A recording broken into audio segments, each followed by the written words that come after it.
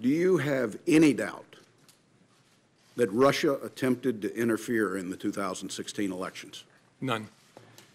Do you have any doubt that the Russian government was behind the intrusions in the DNC and the DCCC systems and the subsequent leaks of that information? No, no doubt. Do you have any doubt that the Russian government was behind the cyber intrusion into state voter files? No. Do you have any doubt that officials of the Russian government were fully aware of these activities? No doubt. Are you confident that no votes cast in the 2016 presidential election were altered? I'm confident. By the time when I left as director, I'd seen no indication of that whatsoever. In your estimation, was General Flynn at that time in serious legal jeopardy? And in addition to that, do you sense that the president was trying to obstruct justice or just seek for a way for Mike Flynn to save face, given he had already been fired? Well, General Flynn at that point in time was in legal jeopardy. There was an open FBI criminal investigation of his statements in connection with the Russian contacts and the contacts themselves. And so that was my assessment at the time.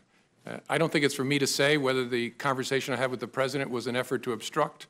I took it as a very disturbing thing, very concerning, but that's a conclusion I'm sure the special counsel will work towards to try and understand what the intention was there and whether that's an offense. Why do you believe you were fired?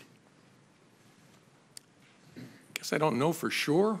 I believe I take the president at his word that I was fired because of the Russia investigation.